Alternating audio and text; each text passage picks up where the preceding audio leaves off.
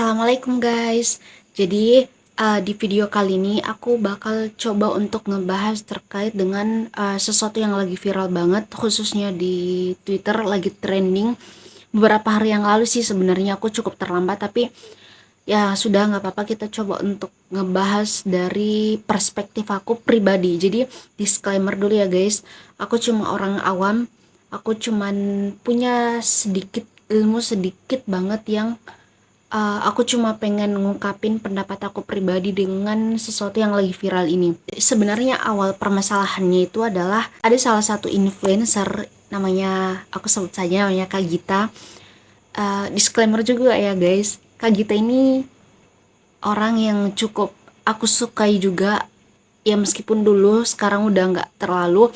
Tapi jadi pendapat yang aku sampaikan tentang Kak Gita ataupun tentang statementnya itu adalah pendapat yang universal, di mana aku pernah suka dan sekarang tidak suka. Jadi cukup universal lah.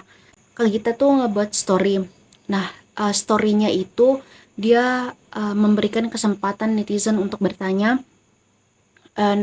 Nah, di sini ada netizen yang bertanya terkait dengan pose bungkam oleh Jerman pada saat mau ngelawan Jepang.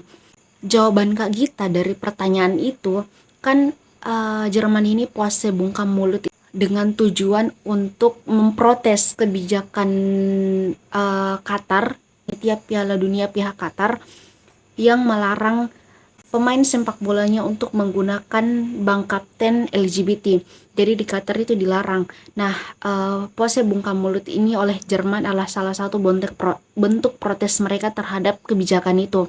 Nah, di situ Kak Gita ngeresponnya, nanti aku tunjukin ya guys, bentuk responnya Kak Gita itu seperti apa, nanti aku tunjukin.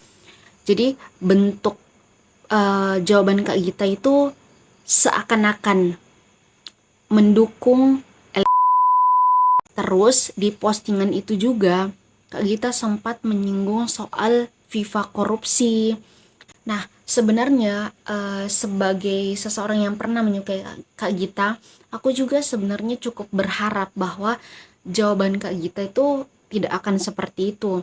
Tapi kalau misalnya aku mencoba untuk merefleksikan apa yang pernah aku nonton dari video Kak Gita, yang dulu aku pernah suka banget, aku merasa bahwa pernyataan Kak Gita itu nggak salah-salah amat, karena secara individu, secara pribadi kita bebas untuk menyuarakan pendapat kita. Ini bagian dari hak asasi manusia, ini bagian dari hak kita untuk berpendapat, hak kita untuk mendukung salah satu kaum, untuk mendukung salah satu organisasi, untuk mendukung salah satu komunitas. Kita punya hak untuk itu.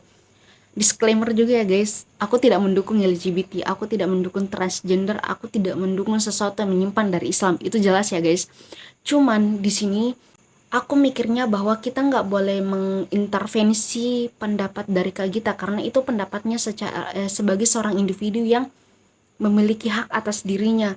Dia punya hak asasi manusia, jadi dia bebas untuk berpendapat dan menyuarakan apapun yang menurutnya itu adalah benar. Setelah story itu, muncullah respon netizen yang cukup kaget dengan jawaban Kak Gita, dengan respon Kak Gita soal pertanyaan itu.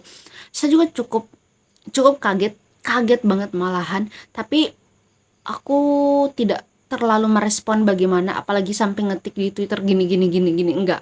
Aku enggak seperti itu. Nah, sebenarnya yang bikin aku cukup kecewa adalah sebagai individu biasa ya, manusia normal yang pernah menyukai Kak Gita, aku cukup kecewa dengan respon Kak Gita. Respon Kak Gita dengan serbuan netizen itu yang buat aku kayak, tadi kok bawa hak asasi manusia, tapi kok malahan sekarang pada saat ada respon itu malah ngatain.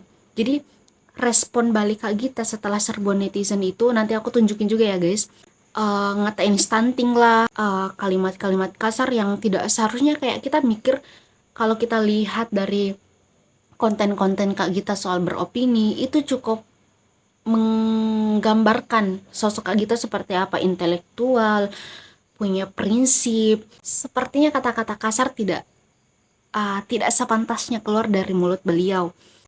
Yang bikin panas sebenarnya, yang bikin viral sebenarnya, yang bikin masalah terbarunya sebenarnya adalah respon Kak Gita dari respon netizen setelah respon Kak Gita dari pertanyaan itu.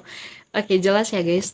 Awal permasalahannya dari situ sampai merembet kemana-mana, saling saut-sautan di kolom Instagram, dan sampai pada akhirnya Kak Gita bikin video kayak di YouTube beliau. Nanti aku tunjukin juga